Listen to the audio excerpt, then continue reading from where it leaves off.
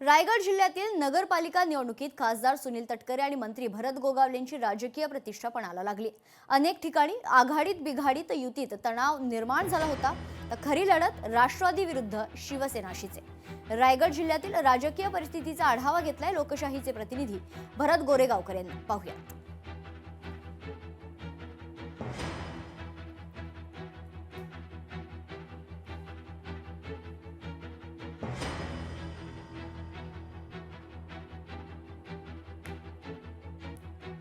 रायगड जिल्ह्यातल्या 10 नगरपालिकांसाठी 2 डिसेंबरला मतदान पूर्ण झालेलं आहे।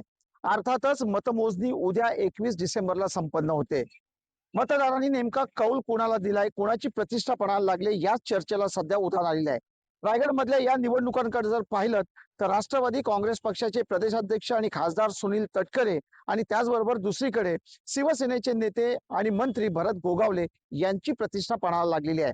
अर्थातच राष्ट्रवादींनी या संपूर्ण निवडणुकीमध्ये कुठेही शिवसेनेसोबत युती केली नव्हती। यामध्ये ज्या लक्षवेधी लढती आहेत त्यातली प्रमुख लढत आहे ती महाड नंतर जर लक्ष असेल तर ते कर्जत आणि कर्जत नंतर जर लक्ष असेल तर ते खोपोलीकडे।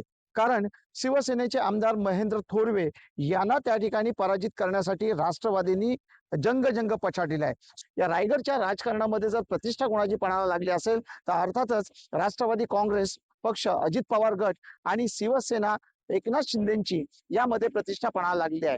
रोहा जर आपण विचार केला तर एक हाती राष्ट्रवादी आपला गड राखणार आहे। माथेरान आणि मुरुड या ठिकाणी शिवसेना आघाडीवर असल्याचा देखील अंदाज बांधण्यात येतोय। मात्र प्रत्यक्षात या ठिकाणी राजकीय प्रतिष्ठा लागलेली असताना कुणाला नेमका कौल मतदारांनी दिलाय हे मतमोजणी नंतरच स्पष्ट होणार आहे। व्हिडिओ जर्नलिस्ट ओम गोरेगावकर सह भारत गोरेगावकर, लोकशाही मराठी, रायगड।